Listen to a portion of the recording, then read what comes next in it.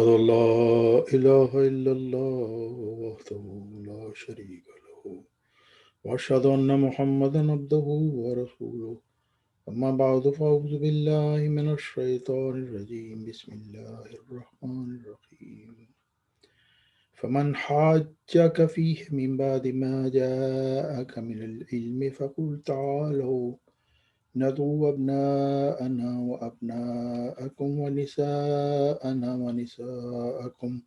وأنفسنا وأنفسكم ثم نبتهل فنجعل لعنة الله على الكاذبين۔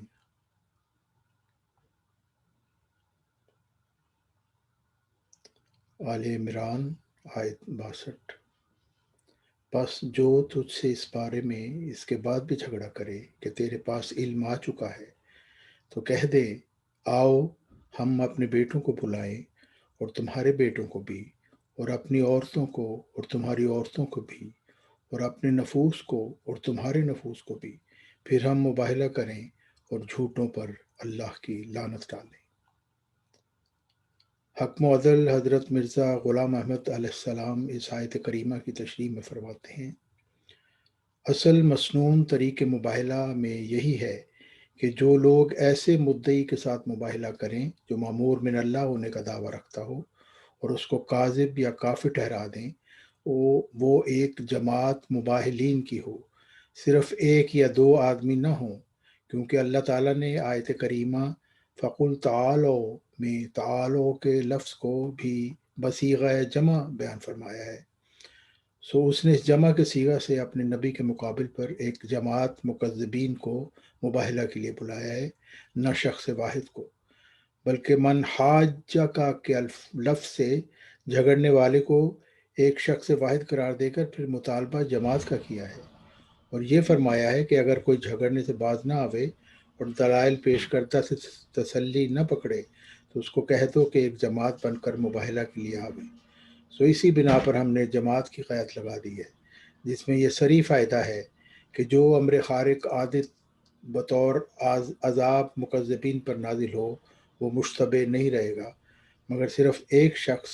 میں مشتبہ رہنے کا احتمال ہے۔ زمیمہ انجام آتم صفحہ 35-36۔ پھر فرمایا، اب اس تمام بیان سے بوضاحت کھل گیا کہ مسنون طریق مباہلہ کا یہ ہے کہ جو شخص مباہلہ کی درخواست کرے اس کے دعوے کی بنا ایسے یقین پر ہو جس یقین کی وجہ سے وہ اپنے فریق مقابل کو قطعی طور پر مفتری اور کاذب خیال کرے،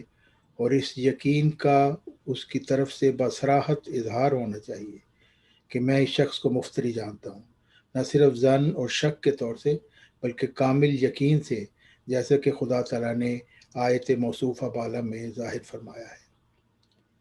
اس آیت میں لفظ الکاذبین صاف ہمارے مدعا اور بیان کا شاہد ناطق ہے، اس لیے کہ اللہ تعالیٰ لعنت اللہ علی الکاذبین فرما کر ظاہر کرتا ہے کہ مباہلہ اسی صورت میں جائز ہے کہ جب فریقین ایک دوسرے کو عمدن دروغ باز یقین کرتے ہوں، نہ یہ کہ صرف مختی خیال کرتے ہوں، یعنی خطا وار۔ تبلیغ رسالت مجموعہ اشتہارات جلد دوم صفحہ 5 حاشیہ۔ 15ویں صدی ہجری کے مجدد حضرت عبدالغفار علیہ السلام نے مباہلہ کے مسنون طریق پر مباہلہ کی دعوت دی اور مورخہ 8 فروری 2018 کو مرزا مسرور صاحب کے گھر کے پتہ پر ایک رجسٹرڈ خط بھیجا۔ آپ نے لکھا، حق اور باطل میں فیصلہ کرنے کے لیے جناب مرزا مسرور احمد صاحب کو مباہلہ کی کھلی پیشکش۔ جناب مرزا مسرور احمد صاحب خلیفۃ المسیح الخامس سربراہ جماعت احمدیہ قادیان، السلام علیکم ورحمۃ اللہ وبرکاتہ۔ امید ہے آپ خیریت سے ہوں گے، آمین۔ خاکسار عرصہ 14 سال سے آپ کو حق کی طرف بلا رہا ہے، لیکن آپ کے کانوں پر آج تک جوں تک نہیں رینگی۔ الہامی پیشگوئی مسلم موعود سمیت بعض دیگر اختلافی امور کے سلسلہ میں حق کے حوالہ سے آن جناب پر اتمام حجت کرنے کے بعد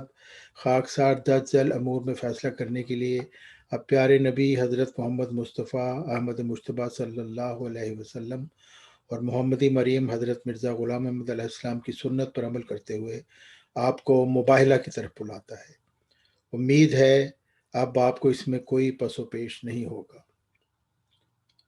آپ کو بخوبی علم ہے کہ شروع اپریل 1993 میں خاکسار نے جناب خلیفہ رابع صاحب کی خدمت میں اپنا مؤود ذکی غلام مسیح جمع ہونے کا دعویٰ پیش کیا تھا۔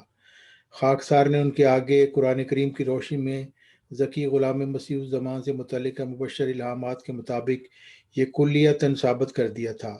کہ چلہ ہوشیار پور میں محمدی مریم حضرت مرزا غلام محمد علیہ السلام کو جس ذکی غلام یعنی نشان رحمت کی بشارت بخشی گئی تھی، اللہ تعالیٰ نے یہ مبشر اور مؤود ذکی غلام حضور علیہ السلام کو بطور جسمانی لڑکا نہیں دیا تھا، اور اس کا قطعی ثبوت غلام سے متعلق وہ 13 مبشر الہامی بشارتیں ہیں جو حضرت مرزا غلام محمد علیہ السلام پر نازل ہوئیں۔ اس مؤود ذکی غلام مسیح الزمان نے اپنی آخری الہامی پر بشارت 6-7 نومبر 1907 کے بعد آئندہ زمانے میں جماعت احمدیہ میں پیدا ہونا تھا، اور الہی انکشاف کے مطابق یہ مؤود اور مبشر ذکی غلام مسیح الزمان خاکسار عبدالغفار جنبہ ہے۔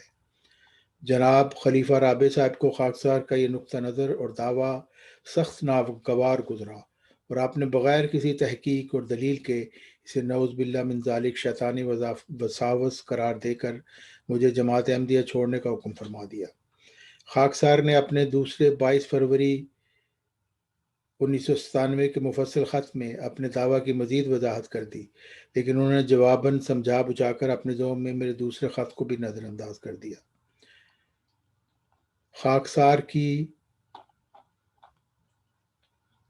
اس دعوت مباہلہ کے سلسلے میں لکھے گئے خط کے اختتام پر حضرت عبدالغفار علیہ السلام تحریر فرماتے ہیں: اے میرے زبردست طاقتوں والے اور زبردست خدائے ذوالجلال، تو بہت اچھی طرح جانتا اور سمجھتا ہے کہ ہم دونوں عبدالغفار جنبہ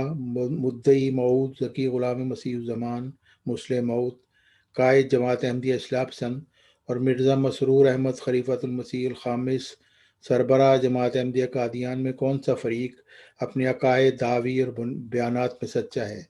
اور کون سا فریق جھوٹا، مکار، فریبی اور دغا باز ہے۔ اے اللہ تعالیٰ، ہم میں سے جو فریق سچا ہے اور جس کے دعوی اور عقائد برحق ہیں، اس پر اور اس کے اہل و عیال اور اس کے جماعت پر نہ صرف اپنی رحمتیں اور برکتیں نازل فرما، بلکہ اس کی سچائی اور موقف کو قبولیت عام بخشنے کے لیے آسمان سے کوئی حیرت انگیز نشان بھی ظاہر فرما۔ اے اللہ تعالیٰ،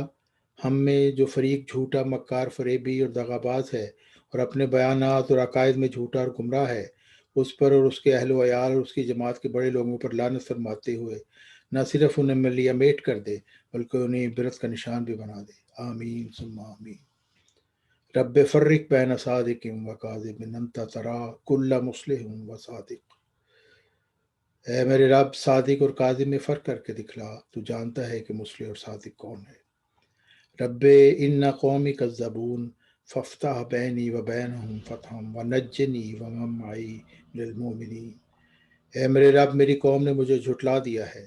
بس تو میرے درمیان اور ان کے درمیان ایک قطعی فیصلہ فرما دے، اور مجھے بھی نجات بخش اور ان کو بھی جو مومنوں میں میرے ساتھ ہیں۔ ربنا افتح بیننا و بین قومنا بالحق وانت خیر الفاتحین۔ اے ہمارے رب، ہمارے اور ہماری قوم کے درمیان حق کے مطابق فیصلہ فرما دے، اور تو فیصلہ کرنے والوں میں سب سے بہتر ہے۔ آمین ثم آمین۔ حضرت عبدالغفار علیہ السلام نے اپنے معزز ساتھیوں کے ساتھ دستخطوں پر مشتمل ایک تحریر بھی آپ کو بھیجی، اور آپ سے بھی یہی مطالبہ کیا مرزا مسرور صاحب سے کہ آپ بھی مباہلہ کی دعوت قبول کرتے ہوئے ایسی تحریر اپنے سرکردہ ساتھیوں کے دستخطوں کے ساتھ بھیجی۔ مباہلہ کی 1 سال کی مدت بھی گزر گئی، اور آج 3 سال سے زیادہ کا عرصہ بھی گزر چکا ہے، اور 3 سالوں میں حضرت عبدالغفار علیہ السلام کی طرف سے مرزا مسرور صاحب کو مسلسل للکارا بھی جاتا رہا، مگر جناب مرزا مسرور صاحب نے اس مباہلہ کی دعوت کے خط کا کوئی جواب نہیں دیا۔ مرزا مسرور صاحب کے پیروکاروں کا کہنا ہے کہ آپ کو مرزا مسرور صاحب کی حیثیت کا نہیں پتہ، ورنہ آپ مباہلہ کا چیلنج انہیں نہ بھیجتے۔ میری مرزا مسرور صاحب کے پیروکاروں سے عرض ہے کہ امر واقعہ ہے کہ آپ لوگوں کو مرزا مسرور صاحب کی حیثیت کا نہیں پتہ، اور آج میں آپ کو کھل کر بتاتا ہوں کہ مرزا مسرور صاحب کی حیثیت اصل میں ہے کیا۔ مرزا مسرور صاحب آج جس مرزائی موروثی خلافتی گدی پر براجمان ہیں، اسے ان کے نانا غیر معمور مرزائی مسلم مؤد مرزا محمود صاحب نے قائم کیا تھا۔ تفصیل اس کی کچھ یوں ہے کہ حکم و عدل حضرت مرزا غلام محمد علیہ السلام نے 14 افراد پر مشتمل فروری 1906 میں ایک مجلس معتمدین قائم فرمائی، جس کا نام صدر انجمن احمدیہ رکھا گیا۔ حضرت حکیم نور الدین صاحب اس کے صدر تھے، اور حضرت مرزا غلام محمد علیہ السلام نے فرمایا، چونکہ انجمن خدا کے مقرر کردہ خلیفہ کی جانشین ہے، اس لیے اس انجمن کو دنیا داری کے رنگوں سے بکلی پاک رہنا ہوگا، اور اس کے تمام معاملات نہایت صاف اور انصاف پر مبنی ہوں گے۔ رسالہ الوصیت، روحانی خزائن، جلد 20، صفحہ 325۔ حضرت مرزا غلام محمد علیہ السلام کی وفات کے بعد مجلس معتمدین، جو خدا کے خلیفہ کی جانشین تھی، اس نے متفقہ طور پر حکیم نور الدین صاحب کو اپنا امام مقرر کر لیا۔ ان کی وفات کے بعد مجلس معتمدین میں خلافت کے موضوع پر اختلاف ہوا، اور یہ معتمدین کی مجلس ٹوٹ گئی، اور اس وقت مرزا محمود صاحب نے، جو مرزا مسرور صاحب کے نانا تھے، اپنے اس اثر و رسوخ کی وجہ سے جو انہیں حضرت مرزا غلام محمد علیہ السلام کے بیٹے ہونے کی حیثیت سے حاصل تھا، دھوکے سے اپنا انتخاب کروا لیا اور یوں خلافت پر قبضہ کر لیا۔ بعد میں 1944 میں انہوں نے جھوٹا دعویٰ مسلح موت کر دیا، جس کی پاداش میں ان کی شہرت کاٹ دی گئی، اور مرزا محمود صاحب کو جب اپنی موت کا یقین ہو گیا تو انہوں نے خلافت کو اپنے ہی خاندان میں قائم رکھنے کے لیے 1956 میں مرزا خاندان کے تنخواہ دار اور مراعات یافتہ طبقہ پر مشتمل ایک مجلس انتخاب خلافت بنائی، اور ان کے بعد پھر ان کے بیٹے یک کے بعد دیگر خلیفہ بنے، یعنی یہ مرزا خاندان کی موروثی گدی بن گئی۔ اور ان موروثی خلیفوں نے حدیث مجددین کا بھی انکار کر دیا تاکہ ان کی خاندانی خلافت 1000 سال تک چل سکے۔ خلیفہ مرزا طاہر صاحب کا اپنا بیٹا نہیں تھا، اس لیے مجبوری میں انہوں نے مرزا مسرور صاحب کو خلافت سونپ دی، جو ان کا ایک وفادار بھانجا تھا۔ مرزا مسرور صاحب جس موروثی خاندانی گدی پر سوار ہیں، اس کی حیثیت کسی بھی پیر کھوتے شاہ جیسی موروثی خاندانی گدی سے کچھ بھی الگ نہیں۔ اسی خاندانی گدی پر مرزا مسرور صاحب ایک پیر بادشاہ کی طرح خود بھی عیاشی کر رہے ہیں، اور اپنے خاندان اور عملہ کو بھی معصوم احمدیوں کے چندوں سے عیاشی کروا رہے ہیں، اور ہر وقت مرزا مسرور صاحب مرزائی بچیوں کے جھرمٹ میں گھرے رہنے پر اتنے مطمئن ہیں کہ وہ سمجھتے ہیں کہ انہیں کسی بھی قسم کے چیلنج کا جواب دینے کی نہ تو کوئی ضرورت ہے اور نہ ہی کچھ فرصت۔ آئیے دیکھتے ہیں کہ حکم و عدل حضرت مرزا غلام محمد علیہ السلام کی تحریرات کی روح سے مرزا مسرور صاحب کا کیا مقام ہے۔ حکم و عدل حضرت مرزا غلام محمد علیہ السلام نے فرمایا کہ مجدد کا مقام امتی نبی کا ہے، اور مجدد کا منکر فاسق ہے۔ چنانچہ فرمایا، نبی کے لفظ سے اس زمانہ کے لیے صرف خدا تعالیٰ کی یہ مراد ہے کہ کوئی شخص کامل طور پر شرف مکالمہ اور مخاطبہ الہیہ حاصل کرے اور تجدید دین کے لیے مامور ہو، یہ نہیں کہ وہ کوئی دوسری شریعت لاوے، کیونکہ شریعت آن حضرت صلی اللہ علیہ وسلم پر ختم ہے، اور آن حضرت صلی اللہ علیہ وسلم کے بعد کسی پر نبی کے لفظ کا اطلاق بھی جائز نہیں، جب تک کہ اس کو امتی بھی نہ کہا جائے، جس کے یہ معنی ہے کہ ہر ایک انعام اس نے آن حضرت صلی اللہ علیہ وسلم کی پیروی سے پایا ہے، نہ براہ راست۔ روحانی خزائن، جلد 20، تجلیات الہیہ، صفحہ 401۔ پھر حضرت مرزا غلام محمد علیہ السلام فرماتے ہیں، اور یہ کہنا کہ مجددوں پر ایمان لانا کچھ فرض نہیں، خدا تعالیٰ کے حکم سے انحراف ہے، کیونکہ وہ فرماتا ہے، من کفر بعد ذالک فاولئک هم الفاسقون، یعنی بعد اس کے جو خلیفے بھیجے جائیں پھر جو شخص ان کا منکر رہے وہ فاسقوں میں سے ہے۔ شہادت القرآن، صفحہ 48۔ مرزا مسرور صاحب نے اپنے پردادا حکم و عدل حضرت مرزا غلام محمد علیہ السلام کو جھٹلاتے ہوئے اپنے ایک خطبہ جمعہ جون 2011 میں فرمایا کہ مجدد کا ذکر نہ قرآن میں ہے نہ حدیث میں، اور مجدد کی کچھ حیثیت نہیں۔ حکم و عدل حضرت مرزا غلام محمد علیہ السلام نے فرمایا، نبی اکرم صلی اللہ علیہ وسلم کی حدیث کا منکر خبیث ہے، جیسا کہ آپ نے اپنے منظوم کلام میں فرمایا، کیوں چھوڑتے ہو لوگو نبی کی حدیث کو، جو چھوڑتا ہے چھوڑ دو تم اس خبیث کو۔ مرزا مسرور صاحب نے اپنے پردادا حق معدل حضرت مرزا غلام محمد علیہ السلام کو جھٹلاتے ہوئے اپنے خطبہ جمعہ جون 2011 میں حدیث مجددین سے انکار کیا۔ حضرت حق معدل حضرت مرزا غلام محمد علیہ السلام فرماتے ہیں کہ آیت استخلاف میں حضرت محمد صلی اللہ علیہ وسلم کے خلیفوں کا وعدہ اللہ تعالیٰ نے فرمایا ہے۔ حضرت محمد صلی اللہ علیہ وسلم کی نبوت قیامت تک کے لیے، اس لیے خلافت علی منہاج نبوت یعنی دائمی روحانی خلافت محمدیہ بھی سلسلہ مجددین کی صورت میں قیامت تک جاری ہے۔ حق معدل امام مہدی خاتم الخلفاء حضرت مرزا غلام محمد علیہ السلام سلسلہ خلافت محمدیہ اسلامیہ کے 13ویں خلیفہ اور 14ویں صدی ہجری کے مجدد تھے۔ آیت استخلاف کی تفسیر میں حق معدل حضرت مرزا غلام محمد علیہ السلام فرماتے ہیں، اور کس انسان کی کانشنس اس بات کو قبول کر سکتی ہے کہ بغیر اس کے کہ قرآن کریم کا من جانب اللہ ہونا اس پر ثابت کیا جائے، یوں ہی اس پر چھری پھیر دی جائے۔ بس یہی وجہ ہے کہ خدا تعالیٰ نے دائمی خلیفوں کا وعدہ دیا تا وہ ذلی طور پر انوار نبوت پا کر دنیا کو ملزم کریں اور قرآن کریم کی خوبیاں اور اس کی پاک برکات لوگوں کو دکھلاویں۔ یہ بھی یاد رہے کہ ہر یک زمانہ کے لیے اتمام حجت بھی مختلف رنگوں سے ہوا کرتا ہے، اور مجدد وقت ان قوتوں اور ملکوں اور کمالات کے ساتھ آتا ہے جو موجودہ مفاسد کا اصلاح پانا ان کمالات پر موقوف ہوتا ہے۔ سو ہمیشہ خدا تعالیٰ اسی طرح کرتا رہے گا جب تک کہ اس کو منظور ہے کہ آثار رشد اور صلاح کی دنیا میں باقی رہیں، اور یہ باتیں بے ثبوت نہیں بلکہ نظائر متواترہ اس کے شاہد ہیں۔ تفسیر سورہ نور حضرت مسیح موعود علیہ السلام صفحہ 126۔ پھر فرمایا، یاد رہے کہ اسلام کا 12واں خلیفہ جو 13ویں صدی کے سر پر ہونا چاہیے وہ یحییٰ نبی کے مقابل پر ہے، جس کا ایک پلید قوم کے لیے سر کاٹا گیا۔ اس لیے ضروری ہے کہ 12واں خلیفہ قریشی ہو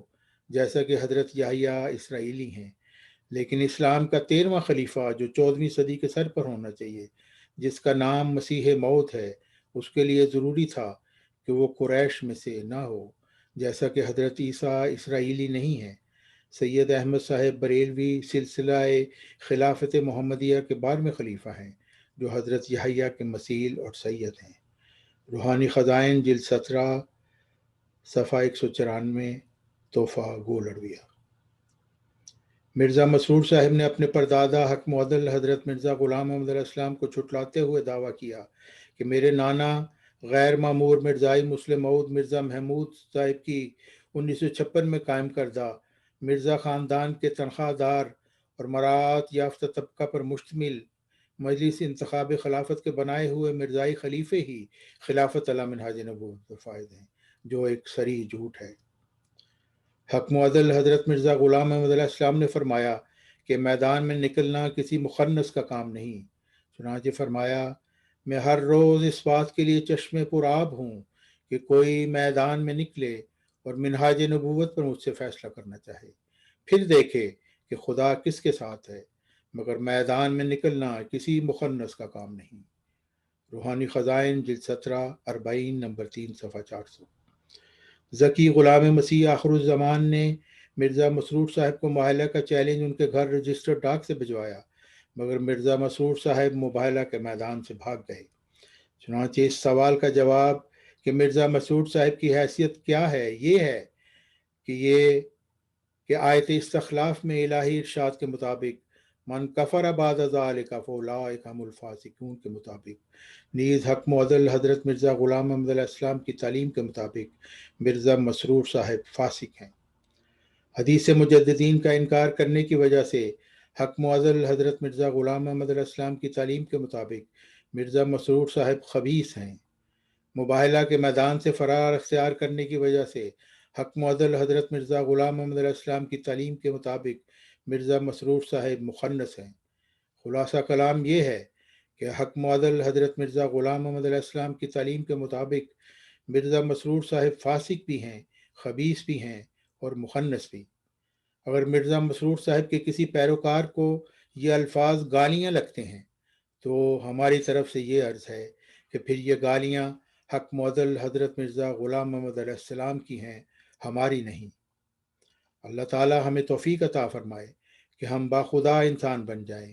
قرآن مجید کی تعلیم پر عمل کرنے والے ہوں، اور خاتم النبیین حضرت محمد مصطفیٰ صلی اللہ علیہ وسلم کے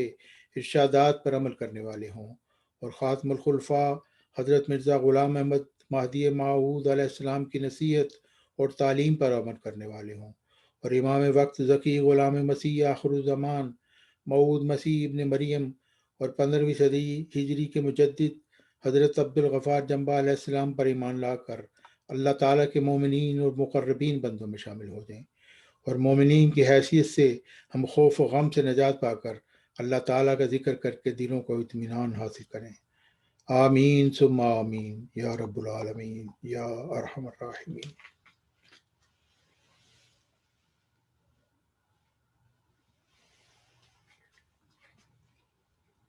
الحمد لله نحمده